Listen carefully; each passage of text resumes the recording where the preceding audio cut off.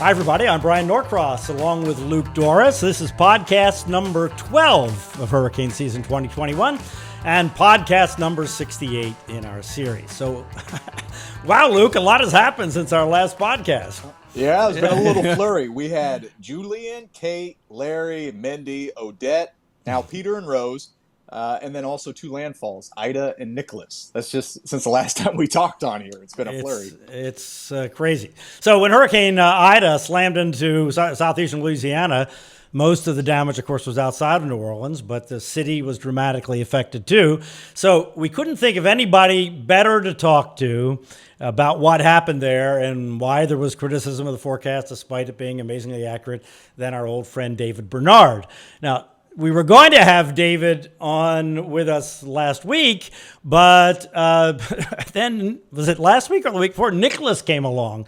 And anyway, and that goofed up things in New Orleans with the power and the internet and so forth. So anyway, David is with us here today. Of course, David was on TV in South Florida for many years. He took over from me locally, was also on the CBS network, but for the last 6 years, he's been chief meteorologist at WVUE, the Fox station in New Orleans.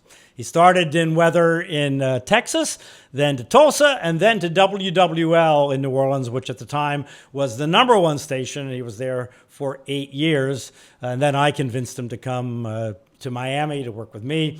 And he got here just a few weeks before Katrina hit, which was really unbelievable. So we're going to talk to David about that coming up here in just a few minutes, about Ida and Nicholas and what's going on in Louisiana, which has become such a hurricane magnet here over the last couple of years. He'll be along in just a few minutes. It is spooky, isn't it, Luke, to think of all the storms aiming at Louisiana? And I mean, it's not out of the question that the same thing couldn't happen in South Florida, that suddenly, you know, all the hurricanes and tropical storms and everything decide to aim kind of in this direction. It can happen. Well, the thing is, it's happened. It already Yes. has. It in the 40s and 50s, right? Especially the early 50s and late 40s. It was just a swarm of them.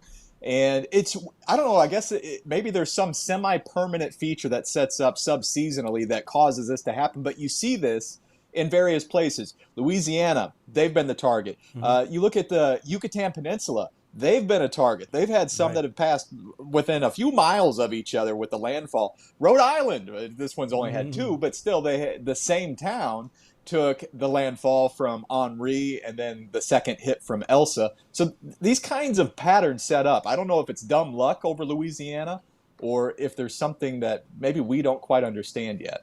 Well, in the 50s, in 53, but especially 54 and 55, it was the Northeast. There were six.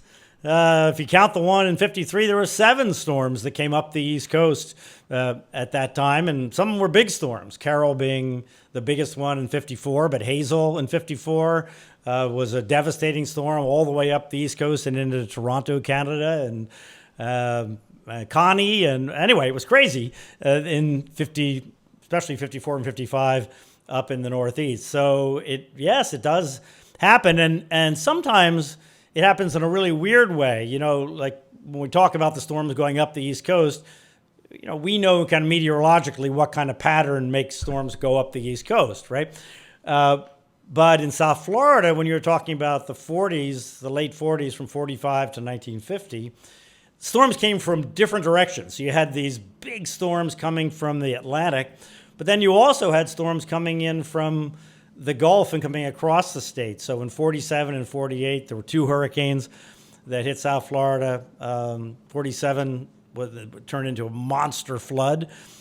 48, though, we don't talk about those 2 storms very much, but one was a Category 4 that hit Monroe County and then kind of came across. So, you know, it's not always just in one direction. Sometimes they come from a variety, too. So anyway, let's hope they stay somewhere else. All right, so we're recording this podcast on Wednesday, September 22nd, 2021. If you're listening at some point in the future, of course, tune in for the latest weather information, anything on storms on Channel 10 in South Florida or local10.com, because on local10.com you get every newscast all day long live and in color, as they say. And we have the Max Tracker Hurricane app for the latest tropical information, or the Local 10 Weather Authority app for the current information. And if you go to local10.com/hurricane, you can sign up for the newsletter that I write every morning. And these days it's been every morning, because there's something going on in the tropics every day anymore. And you'll get it emailed directly to you. It'll also be on local10.com, and you can get it there. So, Luke, right now we're really focused, tropically speaking, on the disturbance near tropical depression that's out closer to Africa than it is to the islands, but on a path heading in the general direction of the islands. Yeah, I don't like the placement of it. It's kind of running low latitude, and it's not just going to bang up to the north real quickly and make a hard right. So it's in an area that you got to watch, and too early to really know exactly where this thing's going to, if it's going to affect land, I should say. But it does pose a threat, a possible threat to the Eastern Caribbean islands if it does take a slightly south track. But there's a lot of complicating factors with this. We have a pair of tropical depressions now that are out in the middle of the Atlantic, or on either side of the Atlantic, essentially, and they can bust up the steering currents. And how quickly what is likely to be SAM, the disturbance that we're talking about, develops is also going to be a factor in where it ultimately wants to track. If it can get its engine started real quickly, then it may be more likely that'd be a stronger storm that can hook to the north.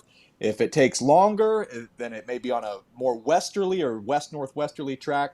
So there's a lot of moving parts here right now, so many unknowns, and it's just one to wait and watch at this point, isn't it? Well, the other thing is that it's moving unusually slowly. I mean, 10 or 12 or 13 miles an hour for a storm in that part of the tropics is really slow. So that means it's going to take 5 days or more, maybe even more, before it gets even to the islands, right? Mm-hmm. So, trying to forecast what's going to happen even at that point has a whole lot of error associated with it. And then the fact that it's not a developed system yet adds more uncertainty into the formula that we would look at for forecasting it. So the bottom line is that, we've got a system coming in the direction of the islands. And like you say, Luke, there's multiple things going on to the north. One, you mentioned the depressions. There's also what was Odette dropping south in between the depressions. So generally that's going to, weaken to some degree the high pressure to the north of the system. That's part of what's making it move slowly.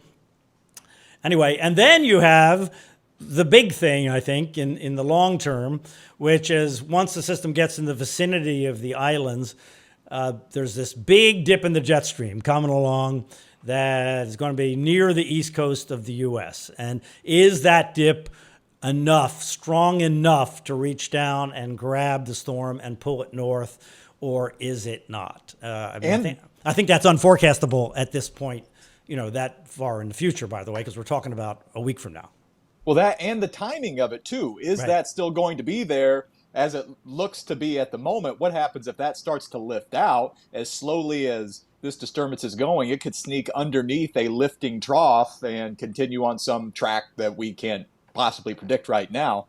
But through all this, it is likely, we should say, it's got a lot of model support to be a strengthening system, maybe a hurricane. I know it hasn't developed yet, but a lot of the solutions are saying that this will be a strengthening storm. Is that right? Yes. And also the other thing that we can say is that the models are certain that the stronger it is, the more to the right it is likely to stay. Like if you can imagine this flare of possibilities, the left one's going into the islands, the right one's curving into the Atlantic. Like you said earlier, the stronger possibilities almost all want to curve north.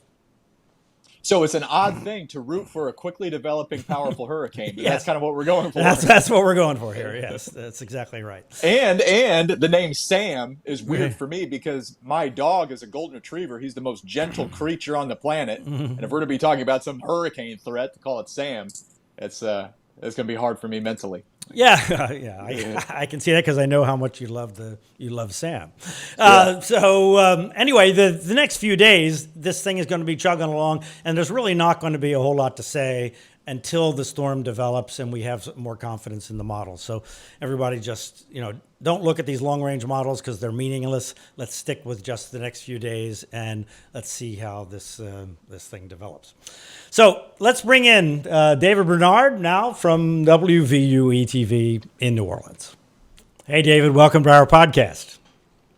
Glad to be here. How are you and Luke doing? Yeah, we're well, and it's nice to finally talk. Actually, David and I talked recently. I was on his podcast along with another meteorologist at his TV station, Zach Fradella. We remembered our experiences with Katrina, which we did together in Miami, the morning Katrina hit New Orleans, and lots of other interesting stuff. So check out David Bernard podcast for a lot of interesting weather perspective from New Orleans. Are you enjoying doing that? I really am. And, you were the inspiration kind of for the format of the podcast. I thought about considering doing one for some time. It's quite an undertaking, as you've realized. Been on a bit of a hiatus the last 2 or 3 weeks, but I'm starting back up again next week, obviously because of the great disruption we've had here in Southeast Louisiana. Yeah. So are you recovered from Ida and Nicholas, or are things at the TV station more or less back to normal? And what's going on in the city? As far as me personally, I have recovered.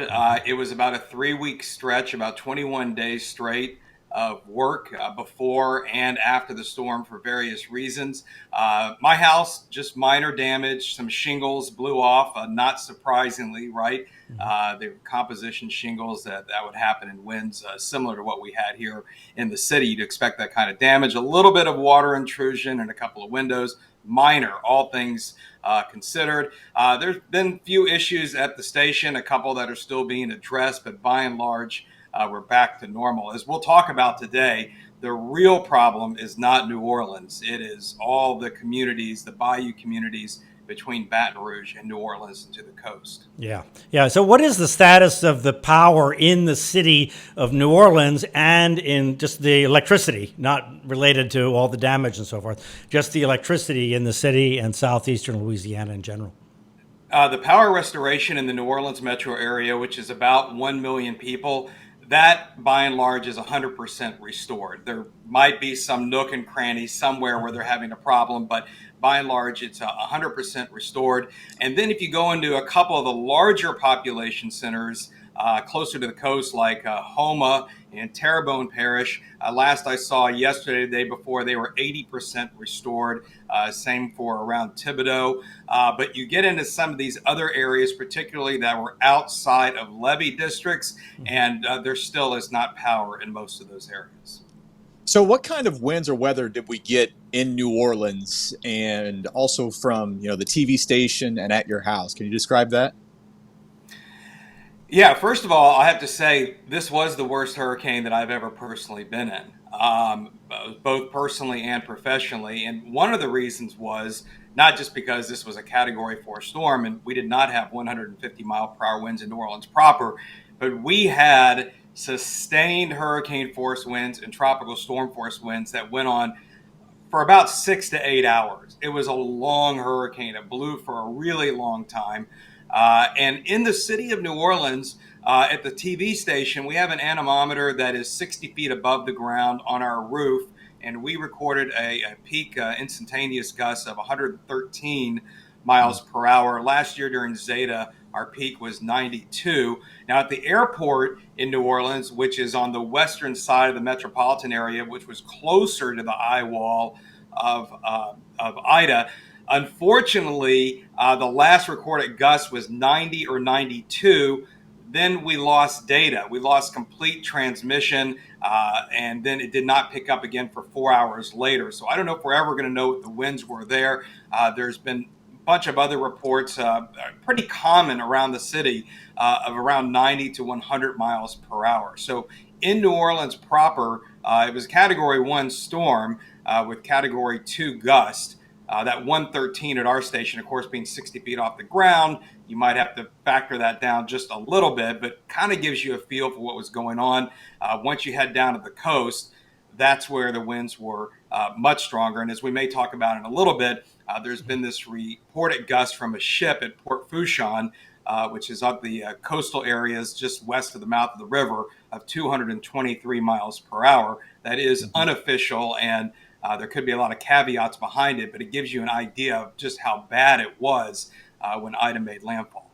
And I saw a tweet. It was from a respected person. I don't remember who it was. It may have been Jeff Masters. And they talked about that wind gust. And I believe that would be a record in situ observation of a wind gust from a landfalling hurricane in the United States. It's been too long since I've read it, but I think that might be some sort of a record for the wind gust. So let's go back to New Orleans and the power situation, the electricity. What really happened there? Do we know yet? I mean, was all the power from the city of New Orleans actually coming through that one tower that fell down? How could all 8 electric lines for the whole city fail in a storm that didn't hit New Orleans head on?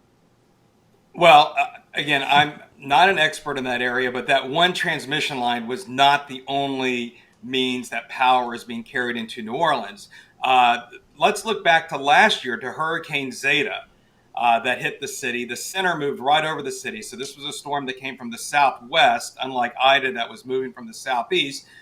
It was a Category 1 storm over the city, and we had a 90 to 95% power outage in that situation. It was a very fast-moving hurricane. It only lasted about 3 hours, and basically the storm was over. And so we lost power in that situation too. And there wasn't a transmission line, as I recall, collapse like that. So what it really speaks to is that we have not so great infrastructure. And it's not just Southeast Louisiana. We've seen this. I know you guys saw that with storms like Irma, where you can have these Category 1, Category 2 storm conditions. And if they're blowing for long periods of time, like we had with Ida, you're going to eventually have these failures. Actually, the infrastructure in Orleans Parish, which is the city of New Orleans, was not that bad because we were a little bit more removed from that eye wall. There was a lot more failures in Jefferson Parish, and then as you headed west of the airport of the city as well, just because the winds were more intense. But basically, it was a combination of power poles being blown down. Obviously, the transmission line was a big deal, and the duration of the event just caused multiple power failures for different reasons. Something else Ida did was it struck 2 really vital ports, Port Fourchon and the Port of South Louisiana. And there were concerns that this could have big disruptions in river traffic for an extended length of time. Prices of food could go up, oil could go up. And the toxic release from the oil and chemical structures there by the mouth of the Mississippi. I haven't heard much on either of those since Ida. Do we know those impacts yet, or were they just not as bad as feared? I think those are still being, what am I trying to say? Still being assessed. But if there was a catastrophic spill or accident, we would have known about that by now. There are obviously lots of smaller incidents that have been recorded. We've seen pictures of animal life, birds that are covered in oil, and from various minor spills that might have occurred down there. But the extent of it is not yet known. As far as the impact goes from the port, from Port Fourchon, that's a really interesting topic, and it's something I'm going to be talking more about with Jeff Masters, who you were referring to the other day, as he's argued for a long time that not only Port Fourchon, but the Port of New Orleans itself, we need to have even stronger flood defenses for these areas because they're so vital to United States commerce, both goods coming into the country and out of the country.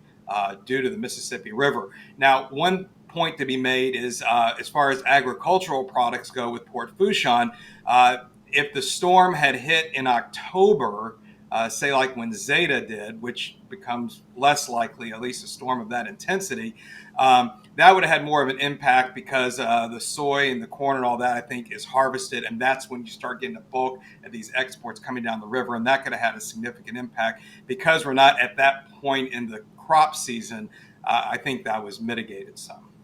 Yeah, and not to mention, the energy issue, which goes to Houston as well, and protecting all the energy infrastructure for the United States.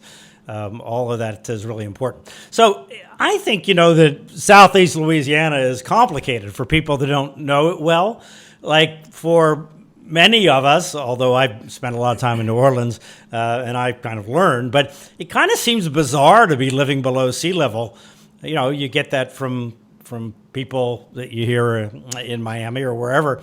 But actually, there are places all over the world, of course, that are protected by levees and some kind of huge flood control structures. But when you first moved there, did it feel funny to you to stand in a city next to a flood wall or a levee, knowing that the water is over your head right outside of that wall? Was that kind of an odd feeling?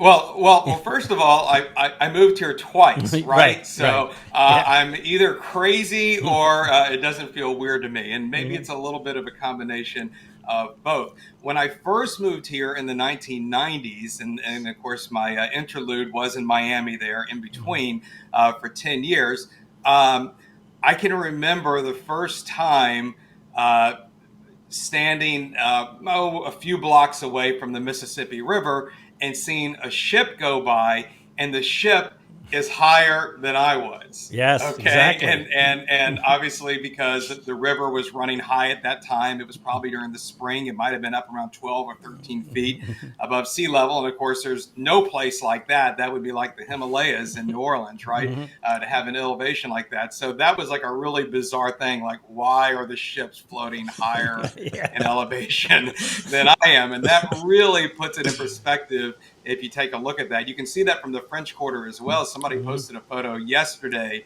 of a huge Carnival Cruise Line ship they're now coming back into New Orleans here, and there's this gigantic cruise ship looming above the buildings in the French Quarter. So that image was ingrained in my mind from the beginning. Like, okay, here's the lay of the land. Let's see what this is all about and what the impacts are.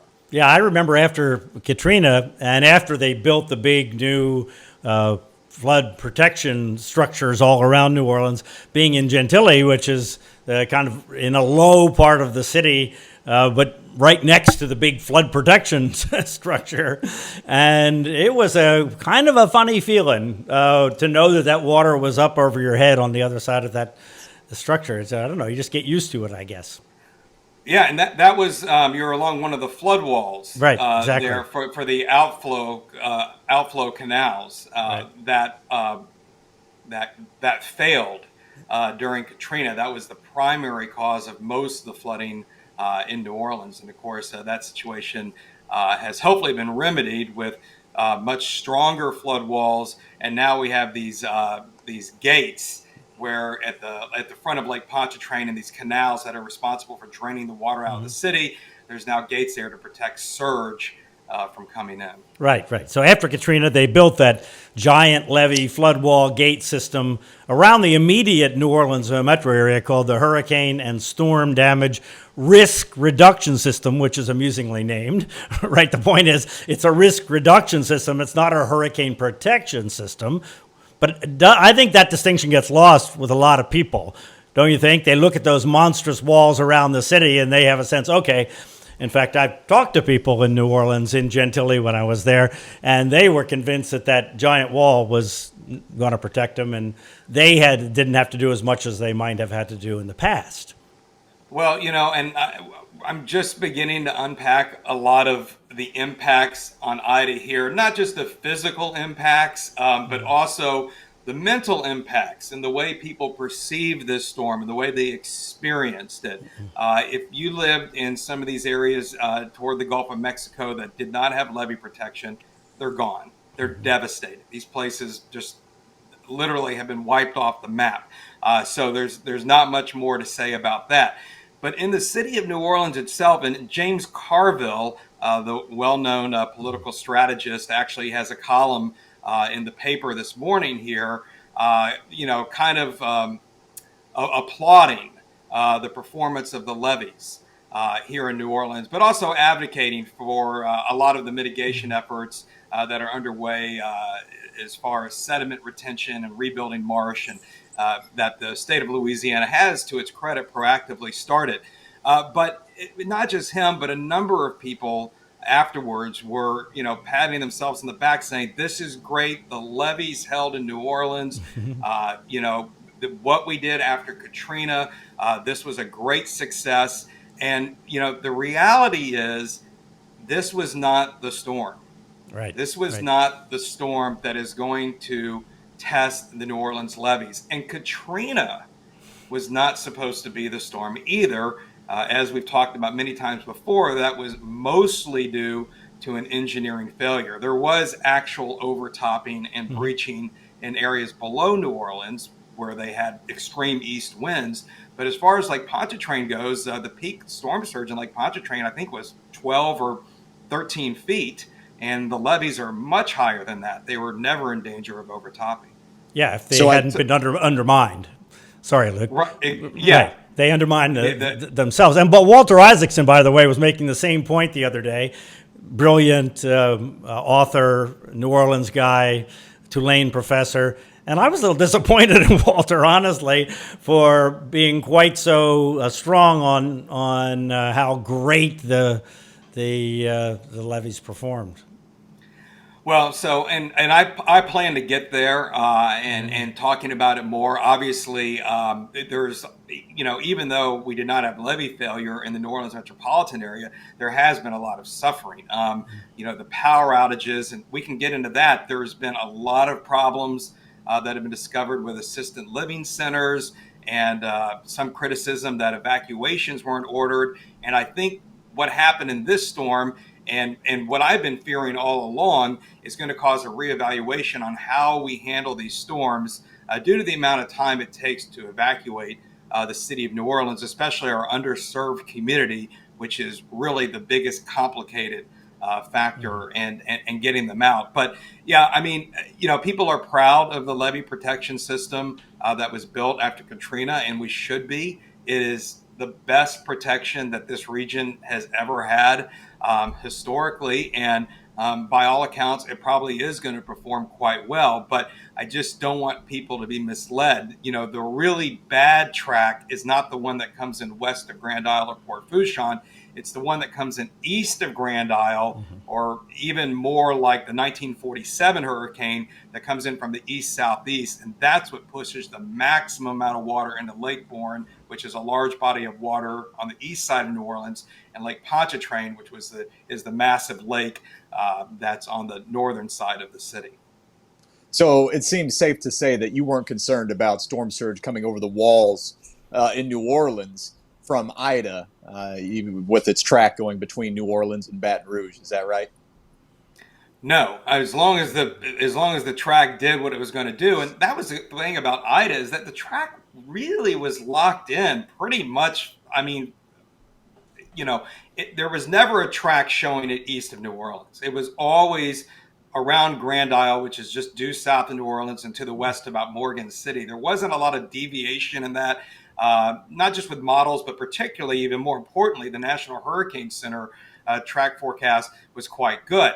So the problem is, and I don't know if you all want to talk about this whole evacuation thing now, but it's a real problem. There was no mandatory evacuation ordered for the city. Now, part of the reason for that is because we had, yet again, a rapidly intensifying storm that got much stronger, much faster than anticipated, much like we've seen with Laura and Michael and Harvey and several of these other Gulf storms over the last 5 years. And the city of New Orleans really needs 72 hours heads up to begin its evacuation of our underserved community, meaning the elderly, folks that don't have transportation. We have a lot of people in the city. And so they have these contracts with bus companies, and there's also with Amtrak to get people out of the city if there's a danger of overtopping. But in this case, 72 hours out, that wasn't the forecast. And there wasn't enough confidence to say, this might be the case. We need to go ahead and trigger that. There's been a little bit of criticism on whether they should have done that. But what we did find out is that what are we going to do about this in the future with the state of the power infrastructure? We had people die here in the city in assisted living centers because they were not evacuated, and they were basically left to fend on their own. In the state of Louisiana, nursing homes are not regulated the same way assisted living centers are, or these senior living centers. And there were people literally with no food, no water, elderly, and there was on one building a sign that says, if you need to be evacuated, you should call 311 or a family member. And so that's caused a real reevaluation of how these facilities are regulated. But also, maybe there needs to be, a modification to the evacuation program. I mean, if you have elevation in your house, if you have a generator, and overtopping is probably not going to happen, but there could be widespread power outage like this, you most likely can stay, and many people did. But if you're somebody that's elderly in an assisted living center, they don't have generators, what are we going to do about that portion of the population? Yeah, in Florida, you're required to have a generator. Now, as a result of, Luke, was it Irma? That the horrible situation happened in Hollywood where the people died in the nursing homes or the assisted living places. So let me ask you a question, David, then Luke will get back to you about evacuation. Because it seemed to me that a significant part of the decision-making in New Orleans was related to the fact that the track was off to the west, and people that understood the flood protection system there understood that that was not a bad track. That wasn't the track from the east-southeast that really does threaten the system. And so my sense of it was that, when you hold an evacuation, people are going to die in the evacuation, right? I mean, witness the Rita situation, right? So you don't want to evacuate if you don't have to. And people that knew the system there, no doubt, and you're much closer to it than I am, because I'm asking you really if this was the line of thinking. Do you think, thought that okay, we are better off not trying to get everybody to crash onto the few interstates going north all at once without enough time and so forth, and bad things could happen then. So, boy, you've got this balance of evacuations are dangerous, staying is dangerous, but it felt like that somebody made an executive decision that we're not going to have overtopping, odds are, so we're going to go with the stick it out. Is that fair?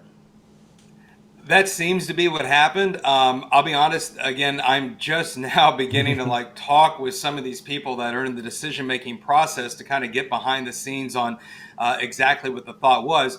But that was part of it, yes, and mainly also because of the timing of it.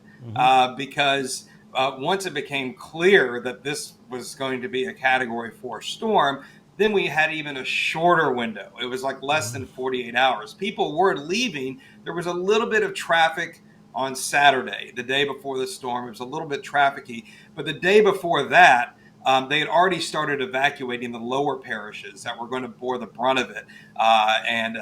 Even those areas that there's a large levee district below New Orleans, the South Lafourche levee district, that they evacuated those areas. All the parishes west of the New Orleans metropolitan area had a mandatory evacuation, except one. And that's something that's being looked at, and it was St. John Parish. Yeah, the one that got flooded. Exactly. Devastated. And who didn't think that was going to get devastated? Who did not think that was going to happen? I mean, that is crazy. That is something that our station and one person in particular is looking into, because it is disturbing, and a lot of that parish does not have levee protection. Right. And this area around Laplace, which is a city where they were in the eye wall, they didn't even got the eye. They were in the eye wall for hours and hours and hours.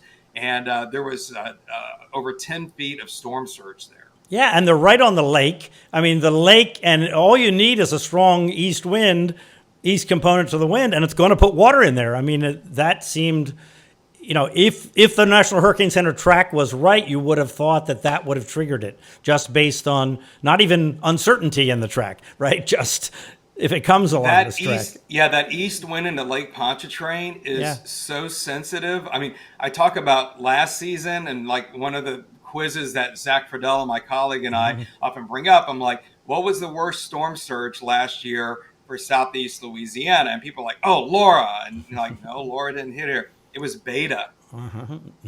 Beta, which went into Texas, produced our highest water levels of the season. It wasn't Delta, it wasn't Laura, it wasn't Sally to the east, it wasn't Cristobal that went over us. It was actually Beta. Well, you're talking about, but not in New Orleans, but elsewhere around the lake, you mean? Yes. Yeah, And yeah. the west end of the lake in particular, because Right, it just right. kept piling in from the east with the storm there to the south. Yeah. So speaking of areas outside of New Orleans, sometimes you hear that the big walls that protect New Orleans actually made the flooding situation worse in areas outside the city. Is that true? I assume you've heard that.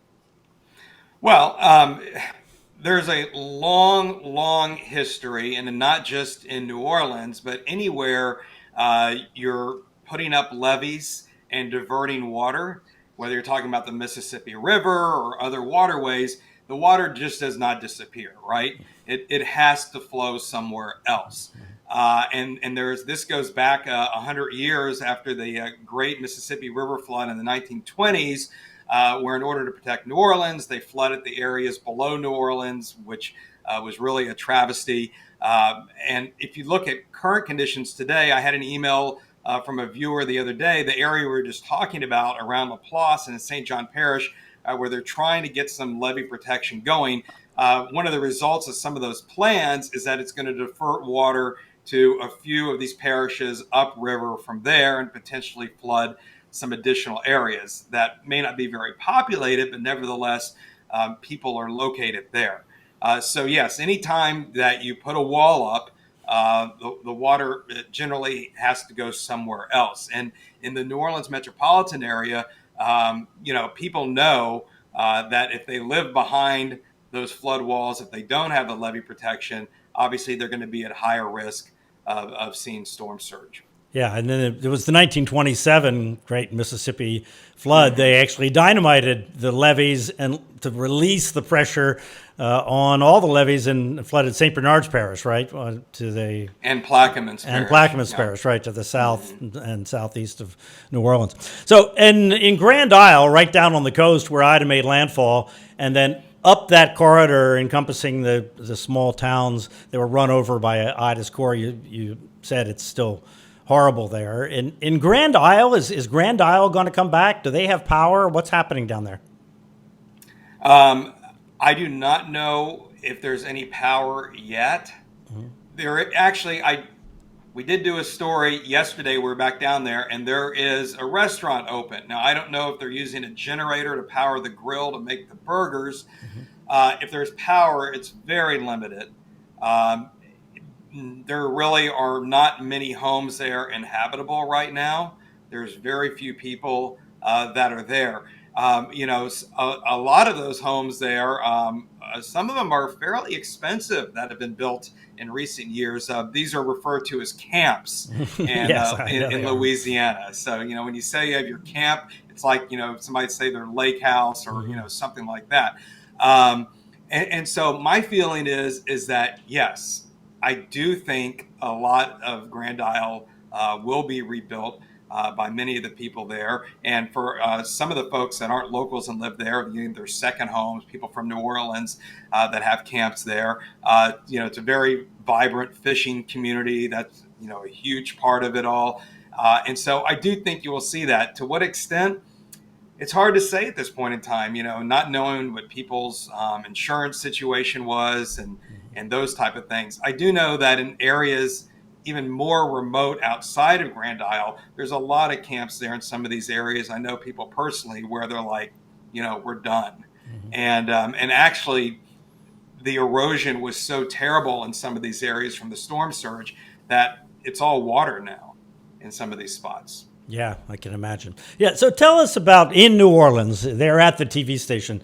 What was the range of emotions that you all went through and you think the community went through when it looked like for sure the core of the storm was going west of the city and then it kind of wobbled closer to the city? When that was happening, did you pick up on that right away? Did you think it was going to make a significant difference? You know, what that was, 'cause that became a kind of a famous wobble and a whole lot of discussion about the Hurricane Center not predicting it and so forth.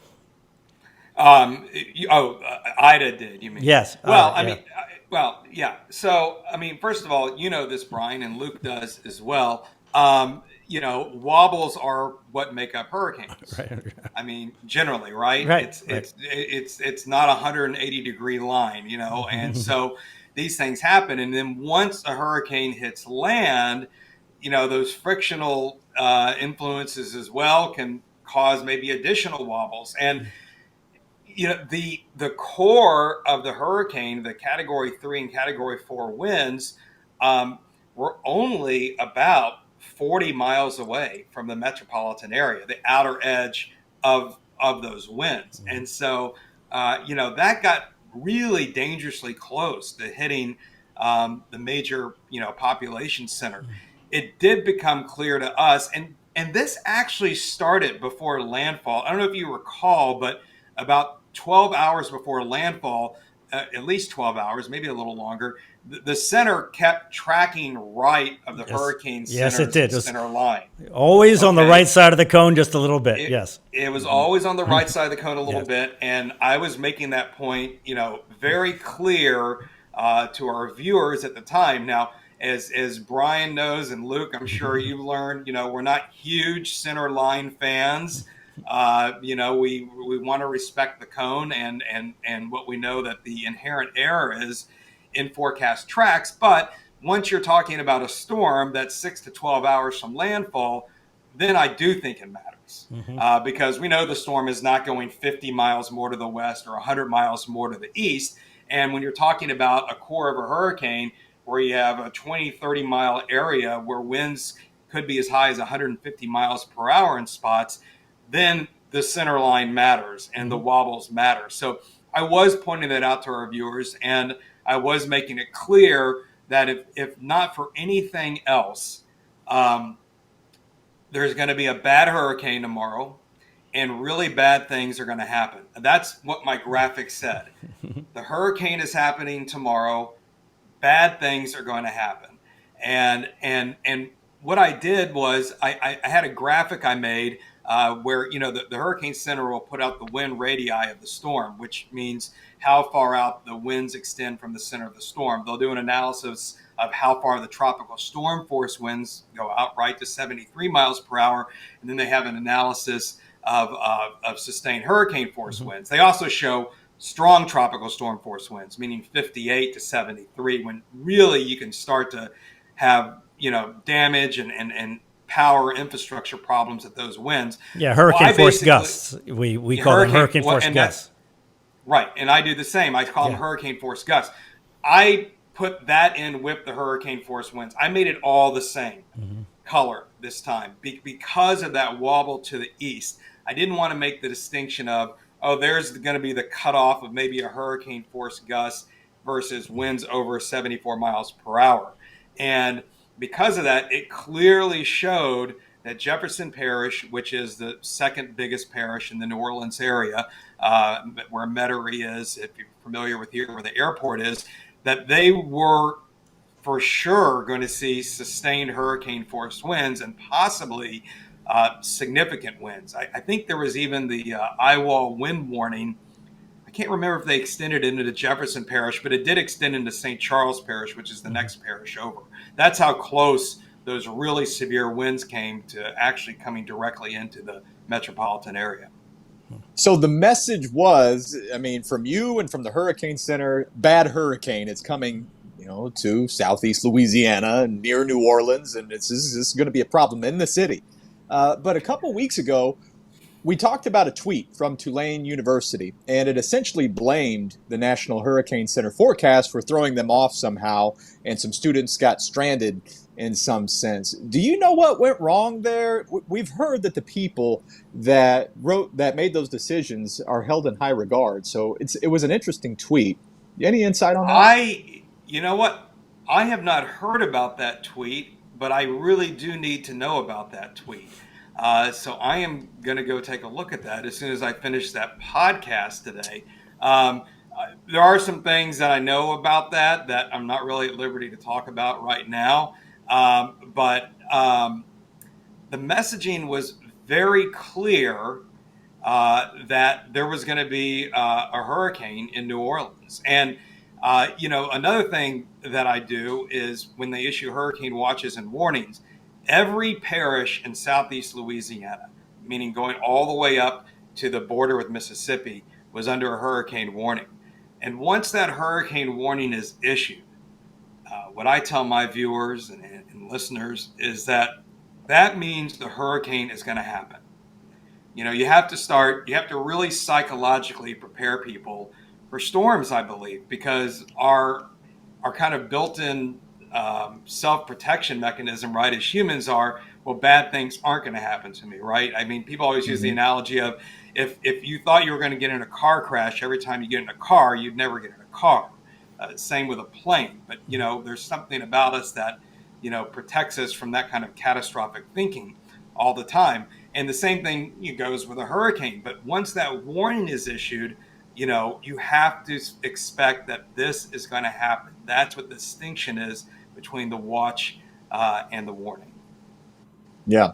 Yeah, absolutely. So there was another interesting tweet. This one came from a power company expressing surprise that the big transmission tower that stood during Katrina 16 years before failed during Ida. So, but that's not really a valid comparison, is it? And if Ida only produced Cat 2 gusts or so over the city, is the company trying to claim that the tower should have failed in those winds, or what is that trying to say?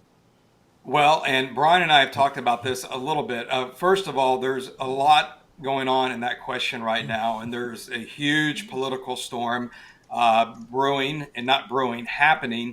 with the power company and the city, which is not surprising. You often see, utilities and government agencies going at it. One regulates the other, and one's a monopoly, and so there's going to be that kind of dynamic going on. But as far as the transmission tower goes, well, here's what I can say about that. In Katrina, where the transmission tower is, was maybe a tropical storm. Probably a tropical storm. Yeah. Probably a tropical storm. Yeah. Was not a hurricane. They did not have hurricane conditions in most of Jefferson Parish. The Hurricane Katrina was well to the east. They were on the weaker side of it. I think the highest gust at the airport was 68 or 80. I can't remember. They might have had an 80. I don't remember, but it was not more than that. So basically, it was a tropical storm. This storm came from a different direction, and the transmission tower was on the east side, or the stronger side of the storm. So yes, the winds were stronger, but I think from an engineering perspective, there was probably more complicated factors going into why this fell, maybe than just the tower itself. It may have to do with the transmission lines as well, which extend across the Mississippi River. And I don't know if you've ever seen the Mississippi River up front, but it is everything you would think it would be. It's gigantic. It's daunting. It's very wide. It's fairly wide at that point. And so I think that may have come into play as well. I mean, it could be some design flaw issues related to that with the amount of wind that was put on the tower. Yeah, in Hurricane Andrew, we had big whole long lines of power poles fail, big cement power poles fail in South Dade. And I remember them talking about the wind loading is not just really on the pole. In fact, it's not even mostly on the pole. It's mostly on the power lines that extend out in the wind and start flapping in the wind, and that creates extra forces on the poles. I think that's very likely something like that happened. So, like in all hurricanes, lots of people have expressed surprise at how bad Ida was. And I know you talked over and over again, as you mentioned, about the strength and duration of the storm, how long the storm was going to be. I saw a good part of your coverage. Looking back on it, is there anything that you think you might have said differently, or is it just an unfortunate reality that people just don't want to hear bad news, and strong hurricanes are always bad news? I've just started to go back and look at some of my coverage, and Bryan, you probably know this. I'm a little bit hard on myself, and I just always feel I could have done something better, right? And I mean, one thing that I know I did right is what I was talking to you before, is that in the 24 or 36 hours leading up to the storm, I had this one graphic I was using over and over. It's going to be bad. Bad things are going to happen. For some people, they're going to be catastrophic. For some people, they're going to be inconvenience. But everyone is going to have some impact. We talked about making sure you had gas, making sure all the normal things that you would do, and stressing the fact now that this is basically the storm of record for this area was Hurricane Betsy in 1965. And if you're not talking about Katrina here, you're talking about Hurricane Betsy in 65. And this track was up until it actually went farther east than Betsy, as far as once it went inland. But the general idea was this was going to be the worst hurricane since Hurricane Betsy for the Bayou and River parishes since 1965. So I think that did help give it perspective. I've seen a couple of times where I was asked a few questions from the anchors, one of them which was, is there any way this might end up being a Category 5? And this was when the winds had reached 150. And again, that was me. I was the one doing the self-protection at that point. And I sort of said, I hope not, probably not, but, I hope it, and I thought, well, that's a terrible answer. Now, at this point in time, it was very close to landfall, and the difference between 150 and 160 at that point,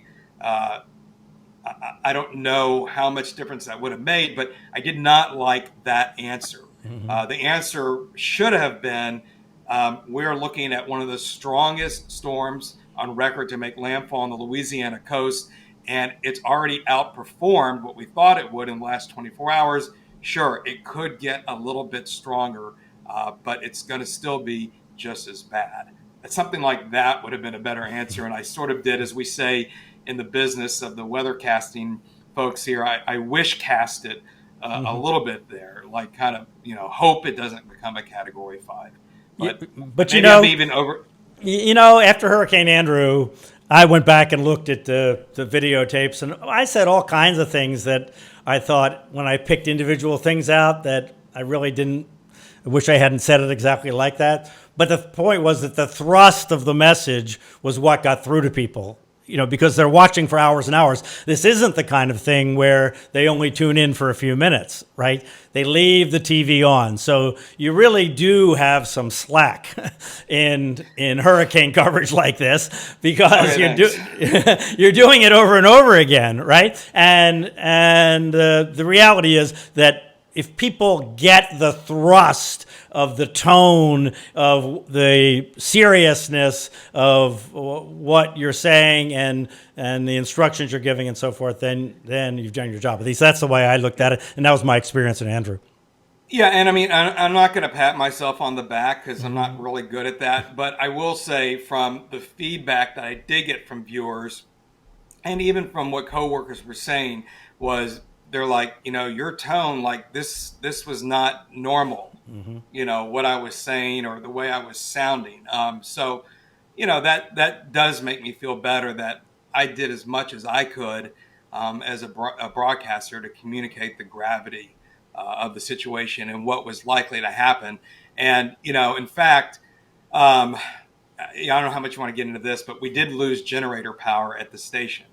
And this was late at night when the bulk of the storm had passed New Orleans. And I put a tweet out. I don't know if you saw my tweet, Bryan. I saw it. Yes, I saw it. So I sort of had a little bit of just a brief mental meltdown. I was getting ready to go to sleep. I'd been up for, I don't know, 22 hours or something. And I said, this is the worst day of my 30-year career in TV. We are being devastated. And that's because while I couldn't see it, I knew what was happening, not just really in New Orleans, but outside New Orleans. I just knew that these communities, and especially these ones outside the Levee areas, were just being flattened, that there was going to be no way around it. And it took 12 hours for the storm to go from the coast to just west of New Orleans. I mean, you're talking only, 60 or 70 miles. And so that tells you just how long this storm was going. Anyway, that one tweet indicating ended up reverberating quite a bit. And, Frank Billingsley, who's a meteorologist, a friend and mentor of mine in Houston, put it on TV. And my mother lives there, which caused a whole whole situation there in Houston. And she was watching when he put it up.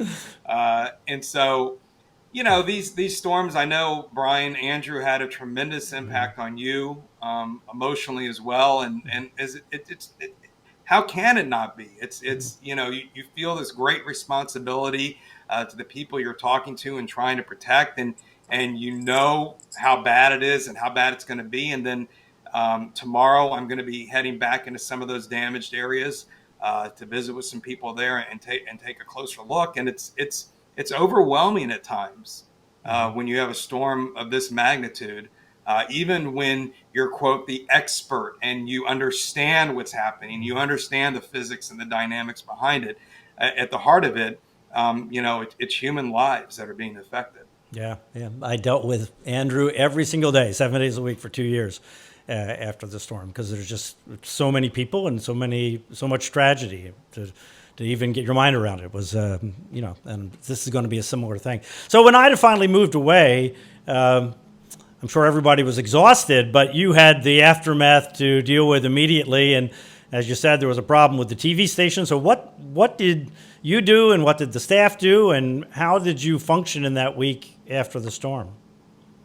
Well, very quickly, I will say that because of an issue we had during Zeta the year before, which involved a lot of our digital streaming capabilities, we had deployed a team to our Birmingham station before the storm, which would allow us to continuously stream. Because obviously we knew people were going to lose power, right? And so if people lose power, as long as they can keep their devices charged, they can still watch on the tablet or their phone or whatever. And so we wanted to make sure we had that capability continue. There were a couple of hiccups in there when we did start losing power. There was an AT&T issue as well. But because we had deployed that team to Birmingham, we were able to continue to successfully stream our coverage without much interruption at all.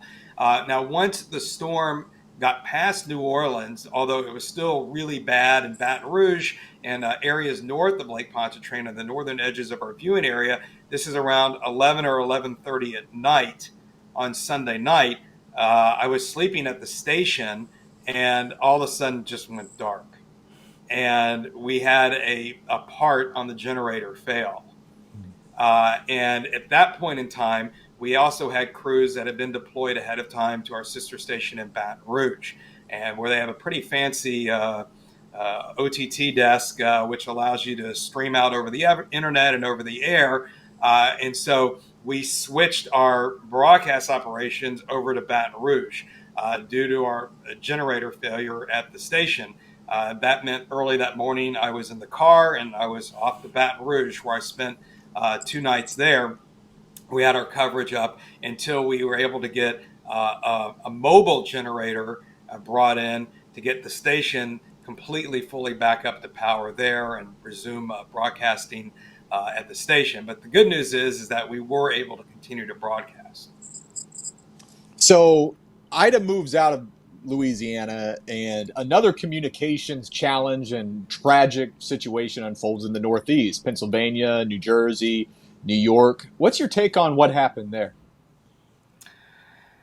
Well, I remember I have family in the New York area. All my in-laws live in that region and in Westchester County in particular. And I remember it. First of all, it was very well telegraphed, at least supposedly very well telegraphed from the Weather Prediction Center, who issues these flood outlooks. That hey, this is going to be a very serious flood situation for the Northeast, for the I-95 corridor, from DC, although it ended up not being so bad there, but Philadelphia, New York, and then into parts of southern New England.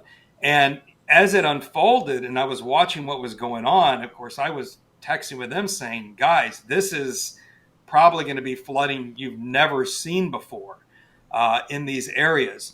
Now, that's complicated by the fact of, did people really understand the gravity of what was going to happen? And I know, Luke, you and Bryan have probably talked about this, a ton as far as messaging and the warning system. And I know that's been a deal of Bryan's for a long time and really has kind of become one of mine.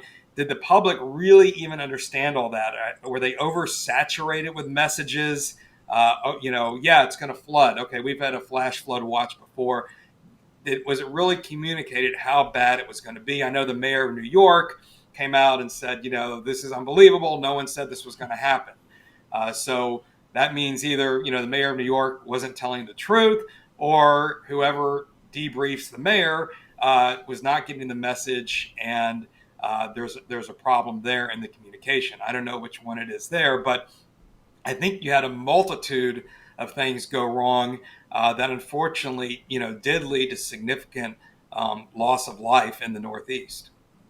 Yeah, I don't know what the answer is for that, but Flash Flood Watch doesn't cover it. And another problem is if you have remnants, or the remnants of Ida, or it just doesn't have the power behind that to get people to take action. Even if they hear about that storm, even though it still has the name attached to it, that's not going to motivate people. Yeah, I mean, and you can go back to the Sandy problem, right? I mean, people thought it was going to be like a nor'easter. I mean, how many people die in nor'easters? Not generally, right? You don't hear of that happening. And so there was that communication issue that happened back then. Bryan, I don't know if you can remember, but there's a long history of severe flooding along the East Coast in New England from hurricanes. I mean, you have Agnes, you had Connie in the 50s, Irene. And Irene most recently, horrific flooding in Vermont and up into interior parts of New England. But with Camille, was it still called? Did they still call it Camille all the way? I don't know the answer to that. How was that messaged? Well, no, the Camille flood, which happened in the mountains of Virginia or Nelson County, it happened in the middle of the night. And so this monstrous wall of water came down the hill, in that high terrain, and took out all these homes and whatnot. And it was dark. And obviously, 1969, we didn't have didn't have satellites like we have now. We didn't have a lot of stuff. Plus, this was not served by a major metropolitan area. Yeah. And so there were a lot of things that happened there. But the question of what did they call it then? I don't know what they called it then. I mean, that was, did they continue to say... Camille is coming? I don't know what the answer to that is, yeah. Anyway, so, I mean, getting to what, Luke's Luke's question and thought is that, what should we call what's happening? I mean, this is a much bigger conversation, I think. The National Weather Service, their warning simplification program that they've only modestly implemented, and now some changes to some winter advisories and warnings that they're trying to streamline. But now we have these impact-based warnings, like for flash flood. You have flash flood warning, you have considerable flash flood warning, you have flash flood emergency.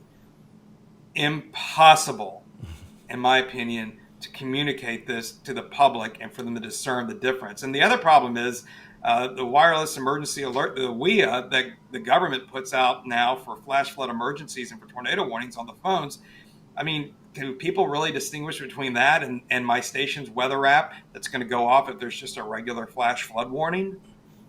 Yeah, it's very confusing. I think the bottom line in New York was in New York City, the way that people know something is unusually bad is when the mayor goes on TV and starts talking about here's what your city is going to do about this. And actually, they deployed crews out to clean out drains and things like that, right? They did that kind of internally. Now, clearly they didn't understand the thresholds here of what the possibilities were, and there was, I think, some kind of breakdown between the National Weather Service and the mayor's administration, emergency management, and the mayor's immediate office, because I mean, Mayor de Blasio is not shy about going on TV. He's on TV practically Most New every York day. mayors aren't. Right, exactly. And neither was Mayor Bloomberg. So clearly it was not a reticence to go on television with him. It was that in his mind, he wasn't aware of the potential threat. So there was definitely a breakdown there, because I agree with you. I don't think that just tuning the words flash flood emergency, flash flood this, flash flood that, that's not enough. That's not enough to trigger what needed to be triggered in the New York and New Jersey area to have people not leave their home and get in their car in New Jersey, to if they're in a basement apartment, get out of a basement apartment. That takes some much bigger, higher profile message than just an alert. And the other thing is the big deal is the Weather Prediction Center, which is an extension of NOAA, who issues these flood outlooks. They issued a high risk for flooding right across portions of the Northeast. But how many people in the public really have access to that data and really actually understand what that means? Right, exactly. But they do a really good job with that. The high risk, like the Storm Prediction Center, that's a rare event. And those internally, meteorologists, they see high risk. We know that means it's a color-coded map. It's very intuitive.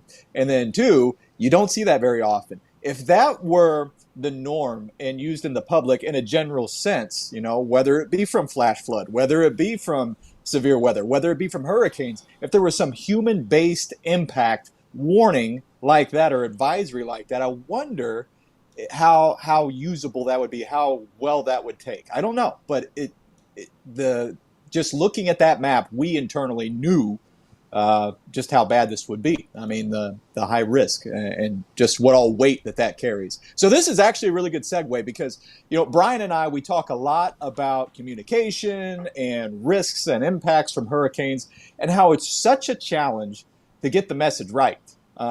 I find it's too easy to get mired down in details between wind, surge, rain, timing, this model, that model, uncertainties, that by the end of a forecast on television, the information can be lost in just overload. So I'm curious, David, what your tactic or philosophy is whenever it comes time that a hurricane threatens. Do you have specific graphics that you like to show, or others that you avoid, or just in general, what's your philosophy? Well, I mean, you're going to be really surprised to hear this, Luke, but I get a lot of inspiration from the man we're doing this podcast from. I first met Bryan in the middle 90s. It was, I think, like 2 years after Andrew. And so, he was a big deal, right? And I was a young up-and-coming meteorologist. And so I have modeled a lot of my thinking along Bryan's. And I think what's important is, and I've had to point that out to other folks I've worked with over the years, whether you're talking about flooding and rainfall and surge and things like that, putting exact numbers on things usually is not the best way to go. But the better way to go is to communicate what this actually means as far as impacts go. I mean, as far as storm surge goes, now that is important for our area, because a certain storm surge level means that if people live behind certain levees, they know that that's going to mean overtopping. But the bar for evacuating areas is so low for areas that don't have levee protection, it doesn't do us much good to sit there and get down to the very details. Oh, they're going to have 6 feet here and 8 feet here and 7 feet there. We know that in many of these areas, that's going to cause major flooding. And so it's easier of me just to say, and emergency management has the same philosophy, that this is an evacuation situation. That's what this means. And as far as rain goes, it's just easier to say flooding likely. It's going to flood. Rather than get mired down in, there's going to be 12 inches of rain here and 9 inches of rain there. This gets into the bigger conversation, though, of what the public expects you to say based on the kind of information they get today versus what is really the better and easier way to communicate that. And of course, the weather app, has greatly harmed our ability to do that because people now believe that we're able to forecast every hour what the rain percentage is, but not only that, how much rain is going to fall in that hour. And that kind of deterministic thinking is the exact opposite, I think, of what you want to do when you're forecasting something as massive as a hurricane that's taking up hundreds of square miles. And the impacts are far ranging and very diverse depending on what type of geography is being hit. Yeah, and I think there is a tendency to use model output and what's called QPF, kind of a rain map, based on the forecast right now, but we know it's going to change 6 hours from now, and we know all those numbers are going to change, and it just becomes confusing if somebody looks at their location now and then it changes 6 hours, and then it changes 6 hours when in actual fact, the threat didn't change, the risk didn't change, right? There was a risk of flooding the whole time. But the numbers all go up and down, and that, in my mind, clouds the message. And that's because that the rainfall maps that are produced by Weather Prediction Center, if you're using something like that, which is a human produced graphic, is going to be based on the center line as well. Mm-hmm. Right. And you'll see those rainfall totals shift as the center line, moves one way or the other based on the Hurricane Center forecast. So I like a map that's up there that says flash flooding likely, major flooding, whatever, mm-hmm. Just a blanket statement like anywhere in this area, there could be major problems with rain. I agree with that. So are people in Louisiana shell-shocked by the hurricane onslaught for the last couple of years, or do you think they've just, realized they've made it through it, and at least people in New Orleans have kind of made it through it and are feeling stronger about it? I mean, besides that, there's been these extreme rain episodes as well. I mean, it's not just all named storms and hurricanes, right? Yeah, I mean, we had major flooding in parts of Mississippi and in southeastern St. Tammany Parish, which is on the north end of Lake Pontchartrain, during Claudette this year, during Tropical Storm Claudette, which, of course, it reminds me of Hurricane Cindy in 2005 that hit New Orleans. Before Katrina. It was the largest power outage in southeast Louisiana since Hurricane Betsy. But who remembers Hurricane Cindy in 2005? Right? It's all about Katrina. People are very tired, and of course, all of this coming under the umbrella of the pandemic, right? And so we've literally had every inch of our coastline in the last year, not even 2 years, in the last year, devastated by these major storms, Delta, Laura, now Ida. There's been a couple of tropical storms that have caused significant flooding last year and this year as well. And there was Sally last year, which ended up shifting east, to Alabama to Orange Beach, but was a situation here, right? It was a threat that was looming. It has been a lot. The damage is immense, especially in these coastal areas. And so, yeah, it's a difficult time. I do think people are going to persevere. That's kind of human nature, I think, is to kind of fight back and come back. But it's been a lot. We went 8 years without a hurricane hitting the Louisiana area. Isaac was our last hurricane in 2012. And we went all the way till Zeta last year without even having a storm, which is a pretty long stretch. Yeah, reminds me of what's been going on in South Florida. All right, David, get some rest. There's still a lot of hurricane season to go, So thanks very much for being with us here today. Kind of shifting toward the Florida part of the hurricane season, but don't wish anything on you guys as well. Great seeing you and Luke as well.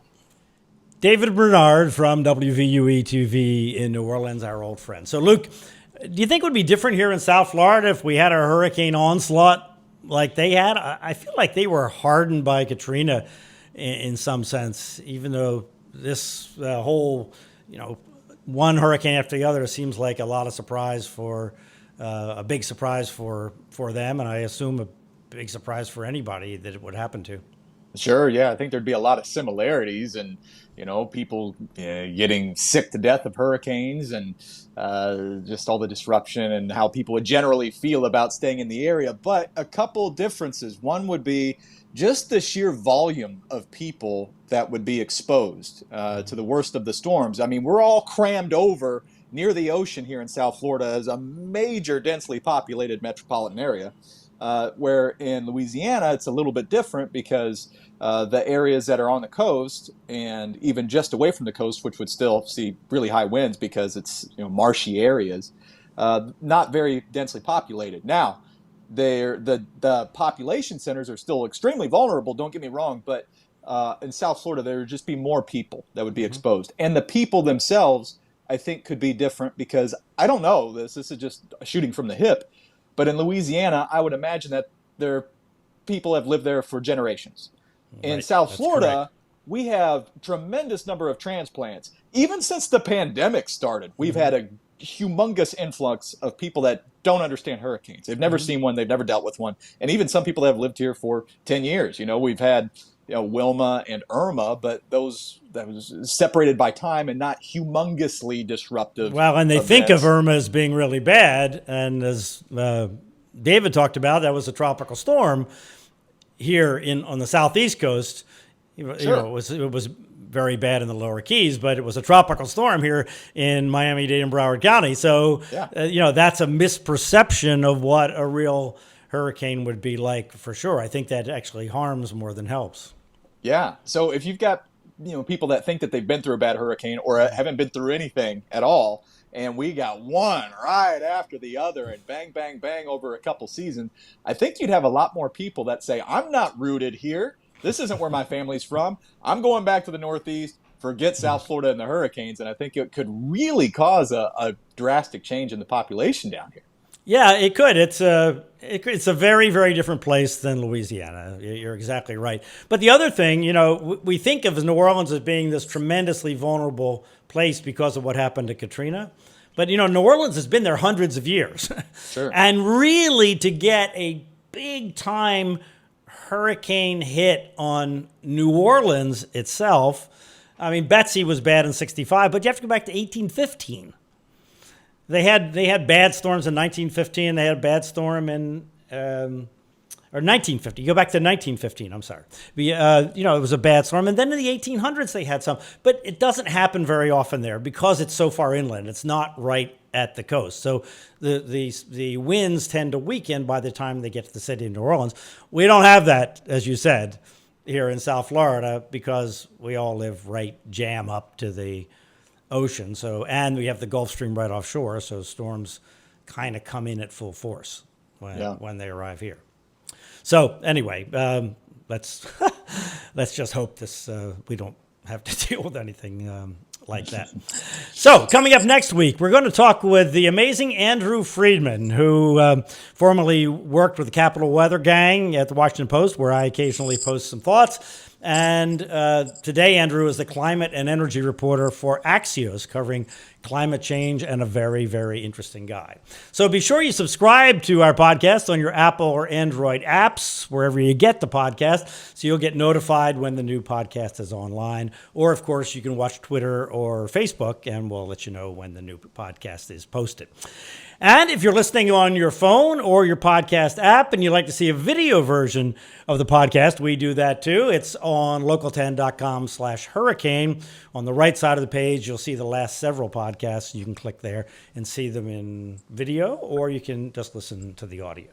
So for now, I'm Bryan Norcross for Luke Doris. Stay safe, be well, get vaccinated, for goodness sakes, if you haven't already. And if you have, thank you very much, and we'll see you here next week.